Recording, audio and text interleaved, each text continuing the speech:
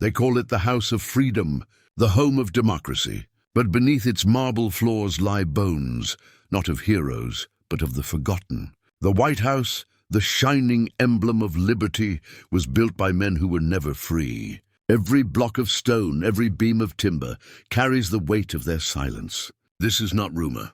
It's ledger. It's stone. It's blood turned into mortar.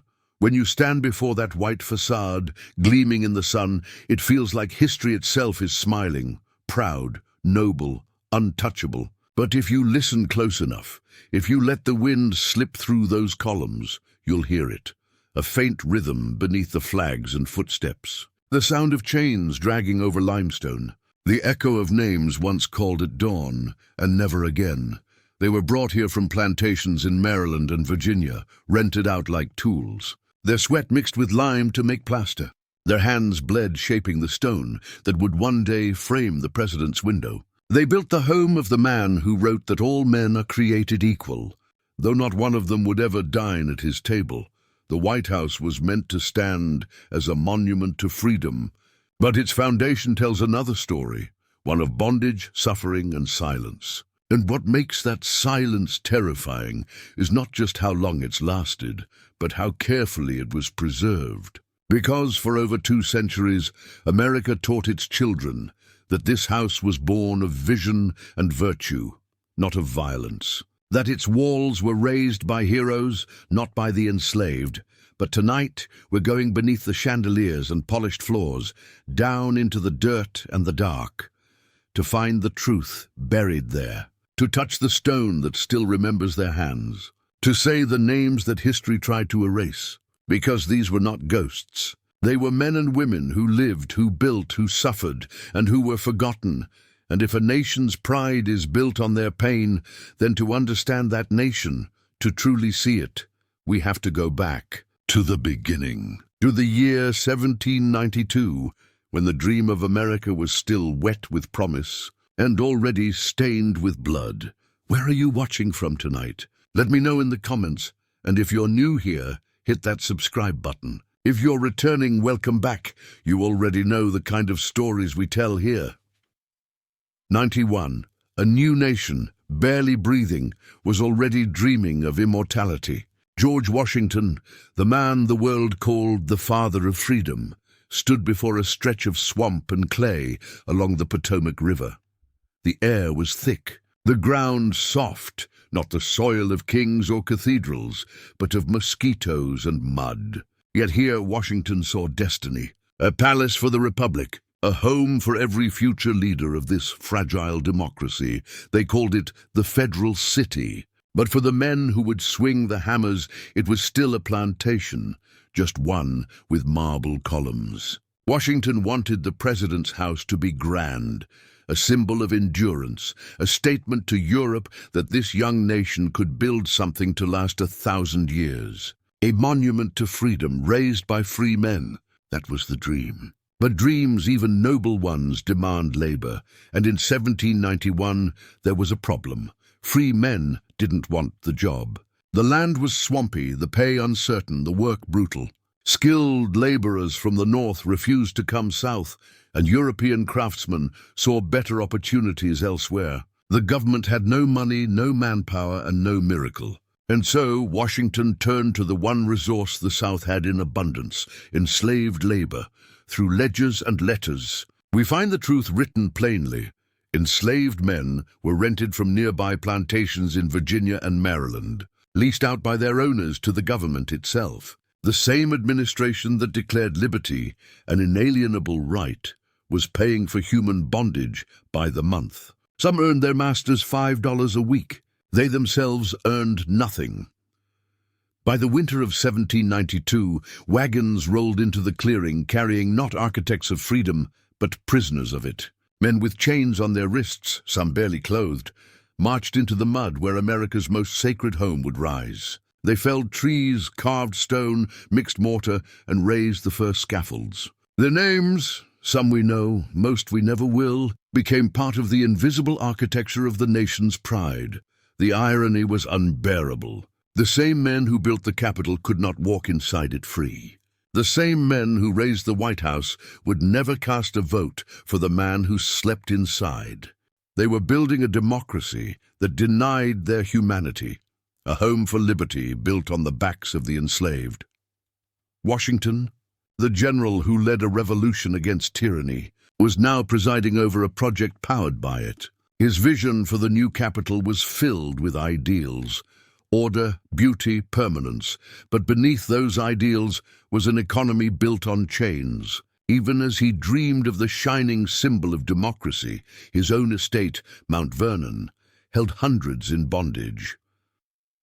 To the men in the fields, the federal city wasn't a symbol of progress. It was another plantation with finer words. The white stone walls might have looked like hope to the world, but to those who built them, they were just another boundary, one more place they'd never be free to enter. And as the foundations took shape in the mud, a darker foundation was being laid in the heart of the Republic itself, the quiet acceptance that freedom for some would always rest on the labor of others. That contradiction was baked into the very soil of Washington, D.C., from the first brick to the final nail. In time, the house would gleam white, the city would thrive, and the myth of pure freedom would grow taller than the dome of the Capitol. But in those first years, before the marble and the majesty, there were only men in chains, building a dream that was never meant to include them. 2. The first foundation trench was cut into the earth.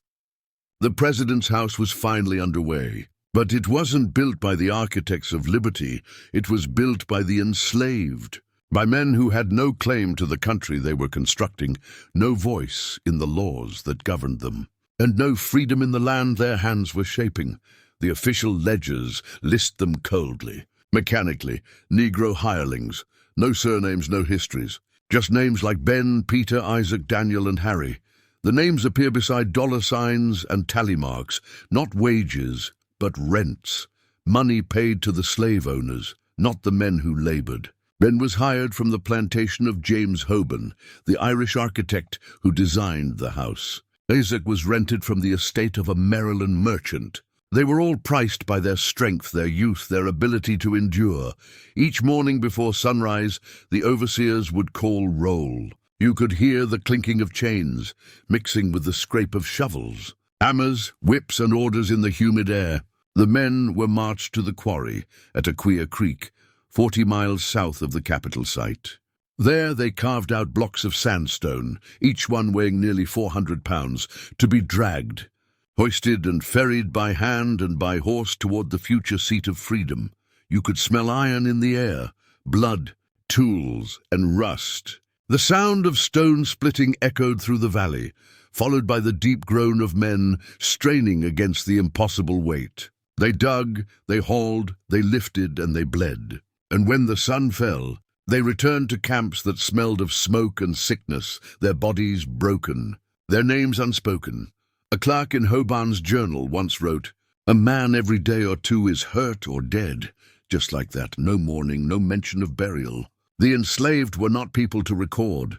They were expenses to replace. The construction site was a place of relentless motion, carts creaking, saws whining, chains rattling, a symphony of forced labor conducted in the name of liberty. By 1794, the walls began to rise, layer upon layer of stone, cut smooth and white, laid by hands blackened with dirt and sweat. The sandstone shimmered pale in the sun, but it hid the truth of its making, the backs that bore it, the fingers that cracked and split carrying it. When visitors later admired the house's elegant simplicity, they would never imagine the agony that stood beneath it. Each brick, each board, carried the ghost of a man who had no rights. When President Washington inspected the progress, he saw efficiency, order, and skill. What he didn't see, or refused to see, were the men laboring under lash and threat, carving his dream from their torment. Washington himself continued to borrow enslaved laborers from Mount Vernon to fill the city's needs, paying their masters while their sweat built his government's house.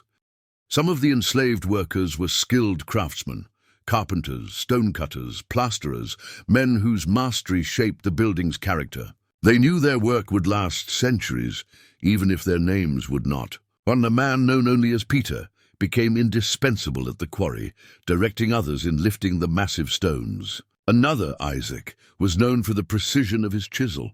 But they would never see their names engraved in any cornerstone. When the first roof beams were raised, the overseers cheered. The city's officials wrote letters about progress and pride. But for those who toiled, the rising frame was not a symbol of achievement. It was a cage growing taller around them. They were ordered to climb scaffolds without harnesses, to balance on planks above empty air. When they fell, they were not listed among the dead. They simply vanished from the record. The sound of hammer against stone echoed through the forest for years. The work never stopped. Winter brought frostbite, summer brought fever, and through it all, the same small group of enslaved laborers remained, breaking their bodies to build a home for men who spoke of equality. The irony was so thick you could taste it in the dust. The sandstone came in by boat from Aquia Creek, floating up the Potomac, stacked like bones. The men unloaded each block at the river's edge, rolling them onto carts and dragging them through the mire to the construction site. Their bare feet left prints in the clay, prints that the rain would wash away by nightfall, as if history itself were conspiring to erase them. You could hear the overseer's whistle pierce the still air. You could smell the mix of sweat and lime, a stinging reminder that pain was the price of beauty. The rhythm of the work became the rhythm of survival. Strike, lift, breathe, repeat. By 1798, when the structure began to resemble the house we know, many of the original workers were gone. Some sold, some dead, others replaced by new hands, new chains. The site's records speak of progress, but never of loss. In one surviving payroll from 1795, the U.S. Treasury disbursed payments for Negro hire. The names listed were only fragments: Ben, 16 juror, Harry, 12 juror.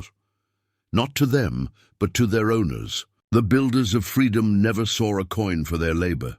And still the house rose, slowly, majestically, tragically.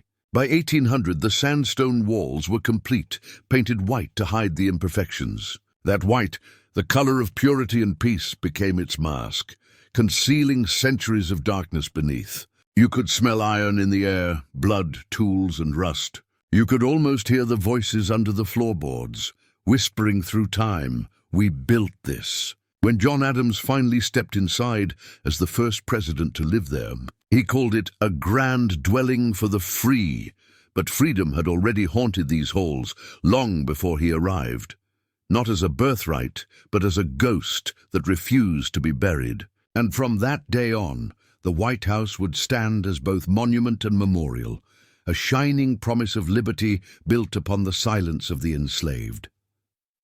History has many architects. Silence is one of them.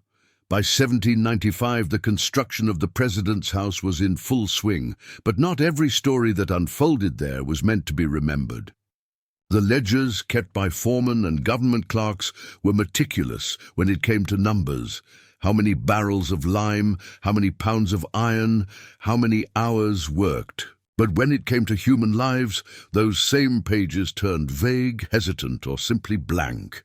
In one surviving ledger, an entire page is missing, torn clean from the spine. The preceding entry lists the day's work and weather. The next begins calmly, almost coldly. Work resumed after incident. No mention of who died or how many. Just that the work resumed. The White House rose steadily, layer by layer, over unspoken tragedies. We like to think that forgetting is accidental. But here, forgetting was policy. The bureaucracy of the young republic had no room for grief, no ink for enslaved names. To acknowledge them would be to confront the contradiction at the nation's core, that the symbol of liberty stood on forced labor. So they erased it, systematically, efficiently, with the same precision used to lay the house's foundations. The enslaved were counted in ledgers, but never remembered in history. When they died, their bodies were not buried with honor. They were discarded in unmarked graves beyond the city's edge. The clay swallowed them as easily as the records did. No markers, no prayers, just silence. And silence repeated over centuries becomes a kind of death that outlives the body. A single document from the Commissioner of Public Buildings mentions replacement labor for loss of hands. No explanation, no sorrow. Those hands were men, fathers, sons, brothers, erased into a euphemism. Even their deaths were reduced to a logistical inconvenience. You could still smell iron in the air, blood, tools, and rust. The wind carried whispers over the unfinished stones, as if the earth itself was reluctant to forget what men had chosen to bury. Some names, though, refused to vanish, not through government records, but through memory, the fragile oral threads carried by descendants who refused to let their ancestors dissolve into dust. Families from Virginia and Maryland still tell stories of men sent north to work for Washington. They speak of ancestors who never returned, whose names appeared once in plantation books and then disappeared forever. A few names survive on the margins of history. James Derham, stonemason. Anna, cook. Elias, carpenter. Their descendants found them in church archives, in family Bibles, in the spoken law passed down through generations. James's great-grandson once said, "My grandfather built the walls that held the men who denied his humanity." Imagine James, shaping the very stone that would line the president's chamber, his sweat darkening the pale rock, his eyes catching the light that poured through the unfinished window. Imagine Anna preparing food for the overseers, her hands blistered, her body unseen in the history that devoured her. Imagine Elias carving wood so finely that future presidents would run their hands over his work and never wonder who made it. They are the ghosts that history tried to evict, but never could. Because the truth doesn't disappear, it waits. It waits in the ledgers with torn pages. It waits in the soil where bones still lie. It waits in the silence between patriotic songs and presidential speeches. There are records of Negro hire in the Treasury archives, but rarely are names paired with the labor they performed. Instead, the documents speak in riddles of property and payment, an intentional smudging of identity. One man strong reads a bill. Two boys, good with tools. Even memory was commodified.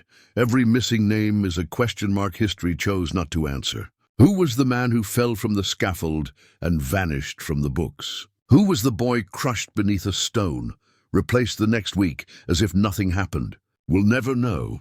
Because the system that built the White House didn't just enslave bodies, it enslaved memory. In time, the story of the White House's creation would be polished like its walls, the dirt washed off, the blood forgotten. School children would learn of George Washington's vision, of the beauty of its architecture, of the grandeur of the Republic's birth. They would not learn that every corner of that house casts a shadow shaped like a man who was never free. But if you stand there long enough, in the quiet of night, you can still feel them, in the weight of the walls, in the cold breath that moves through the corridors. They are not gone, just unnamed, unmarked, unheard, because history didn't forget them. It was taught to.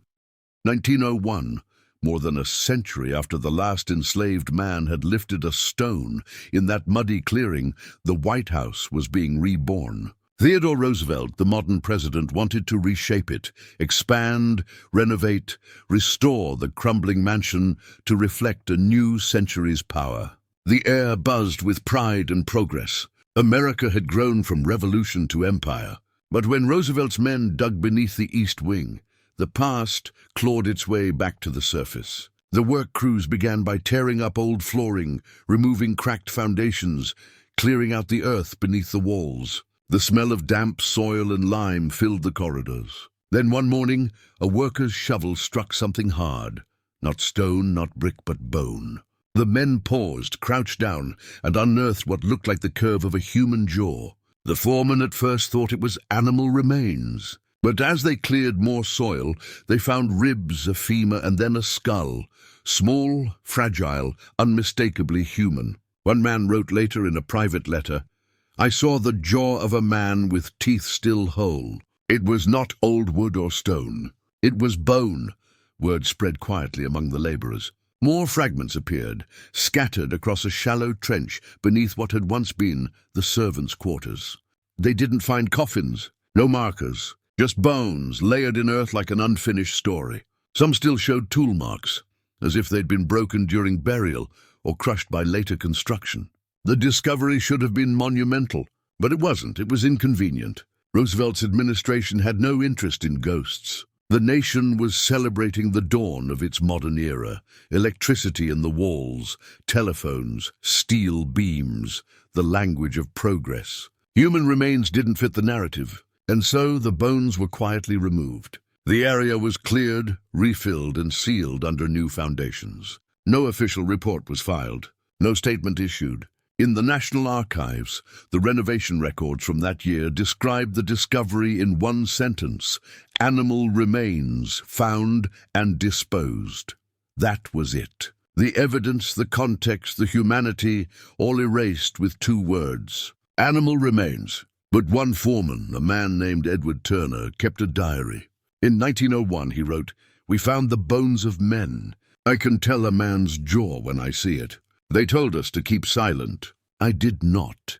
His diary was never published, but a copy survived in his family, passed down through generations until a researcher found it decades later. It became one of the few first-hand testimonies that something unspeakable had been unearthed beneath the White House itself. Imagine the scene: the cold morning light slanting through scaffolding, the wind rattling loose boards, the smell of soil and rusted nails. A man kneeling in the dirt, holding a fragment of bone that once belonged to someone who had built the house he was now repairing.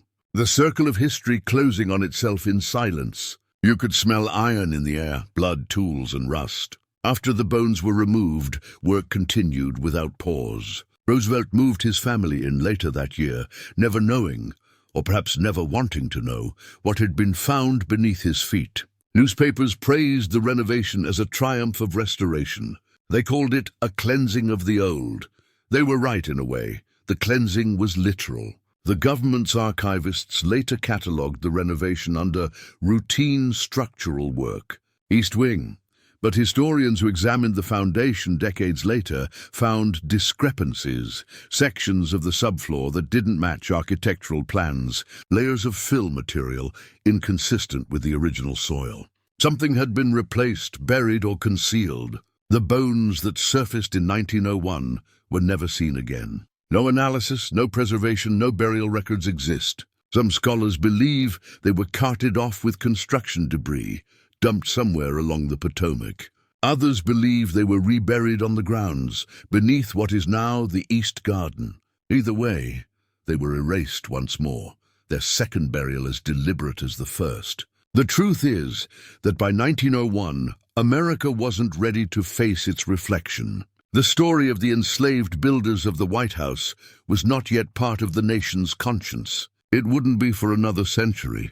And so the bones, like their names, like their history, were silenced again. But the earth never forgets. Even now, ground-penetrating scans of the White House lawn reveal strange voids and irregular patterns beneath the East Wing, anomalies that don't match any recorded foundation work. Empty spaces, pockets of disturbed soil, places where something once was. When you walk through the East Wing today, you pass portraits, chandeliers, polished marble. But beneath it all, there's another architecture, one of silence, secrecy, and sorrow. Beneath the laughter of banquets and the speeches of presidents, the ground keeps its memory. Maybe one day the earth will speak again, but in 1901 it tried, and when it did, the nation covered its mouth with concrete. For more than 2 centuries, millions of visitors walked the halls of the White House, running their hands across the same banisters polished by enslaved men, admiring the same walls laid by their labor, never knowing whose hands had built them. Guides spoke of presidents and politics, of wars and triumphs, but not of the people who had dug the foundation, mixed the mortar, or died nameless in its shadow. The story of America's most famous house was complete, except for the truth beneath it. It took more than 200 years for that silence to crack. It began not with a confession, but with curiosity. Historians combing through forgotten ledgers, bills of payment, and personal letters, looking for a record of the labor that built the nation's most iconic home. They found it not in monuments or museums, but in ink, faded, brittle, barely legible, but undeniable. The words appeared in government archives: Negro hire, paid for the services of Negro carpenters, hire of enslaved laborers. Over and over, the same phrase repeated like a haunting refrain. The ledgers that once erased their humanity now became the evidence of their existence. The ghosts were finally finding their way back into history. For 2 centuries, the myth of purity had stood untouched, a house of freedom without the stain of slavery. But as documents surfaced and historians pressed forward, the facade began to fracture. In 2016, the White House itself finally acknowledged what the earth and the records had whispered all along. The government published an official list: slaves who helped build the White House. It named 119 people. Just 119, but the walls remember more. The list included names like Tom, Peter, and Isaac, fragments of lives once stripped of identity and turned into property. The acknowledgement was brief, almost bureaucratic, but it was something. A century after bones had been buried beneath the East Wing, the truth was finally allowed to breathe, though quietly, carefully, as if the nation still feared the sound of its own conscience. "History is not what happened," wrote James Baldwin, "but what we tell ourselves about what happened."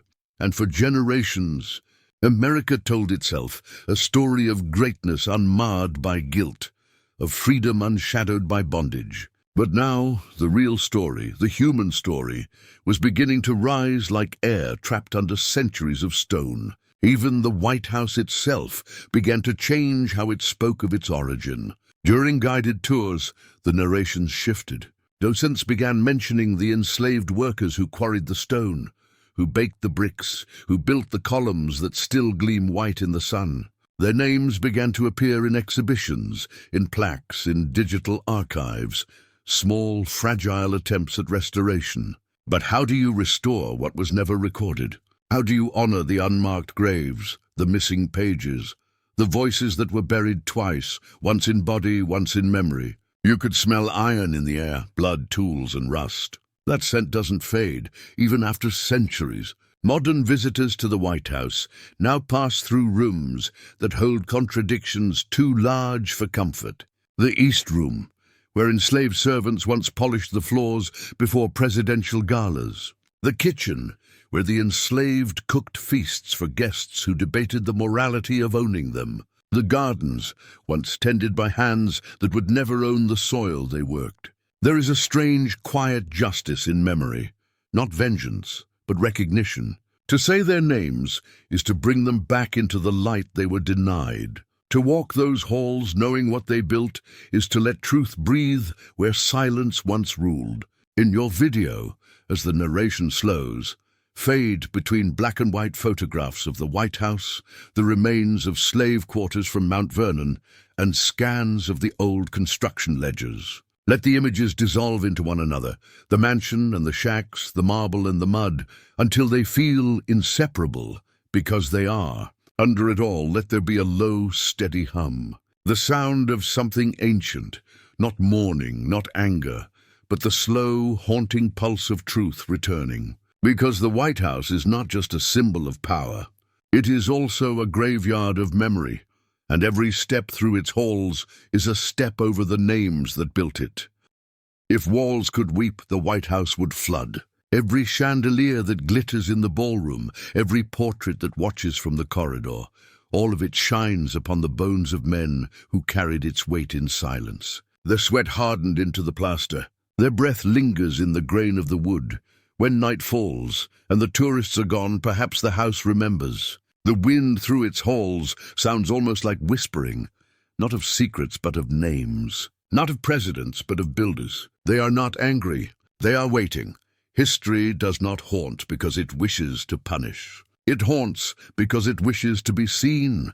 Every speech about liberty delivered within those walls echoes against the invisible.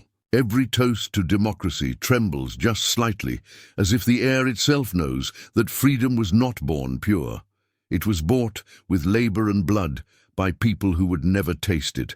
Some say the past is gone, but it never truly goes. It becomes the ground we walk on, the structures we admire, the silence we inherit. And the White House, more than any building on earth, is made of that silence. Its foundation is not only stone, it's contradiction. Its walls are not only white, they're washed in the forgetting of those who built them, and yet maybe this is where redemption begins. Not in erasure, but in acknowledgement. Not in purity, but in the courage to face what is impure. Maybe America's greatness doesn't come from denying its sins, but from daring to face them. Maybe true freedom means carrying the weight of every chain that was ever broken, and remembering the hands that broke them. So when the light of dawn strikes the White House, spilling across the lawn, reflecting off its pale facade, it is more than beauty. It is testimony, a reminder that beneath every nation's glory lies a grave, and within every monument to power, there is a whisper asking to be heard. And if you listen closely, beneath the speeches and the music, beneath the flags and the ceremony, you can still hear them. The echo of hammers, the rhythm of chains, the quiet persistence of memory, refusing to die. They were not presidents, nor generals. They left no portraits, no signatures, no titles. Only stones, carved by hands that history tried to erase. But maybe that's enough, because the White House still stands, and every stone still whispers their names. For centuries, their voices were buried beneath the marble, silenced by time, pride, and comfort. Yet the truth has a way of surviving even when no one wants to hear it. It lingers in the mortar. It hums through the corridors. It refuses to die. Each president who has walked those halls has done so on the labor of men who could not walk free. Each speech about liberty has risen from a floor poured by those who knew only bondage. And that is not shame, it is truth. Truth we must face, truth we must speak, because memory is the first step toward redemption. If freedom means anything at all, it means remembering those who had none. If democracy is to mean something real, it must start by acknowledging the hands that built its home. So tonight, when you see the White House glowing in the dark, don't just see its beauty. See its story. See the men who carried its stone, the women who cooked for its builders, the children who watched them vanish into ledgers that never listed their last names. They were not forgotten by fate, they were forgotten by choice. And we can choose differently. Say their names. Share their story. Let the White House finally echo with the truth that was buried beneath it. Because a nation that forgets its builders cannot call itself free. And the people who remember them, even centuries later, prove that freedom can still grow from the soil of sorrow. I'm Noctivox, and this was The White House Was Built on Chains, the forgotten slaves of America's founders. If their story moved you, don't let it end here. Share this video. Speak their names. Let the forgotten be remembered.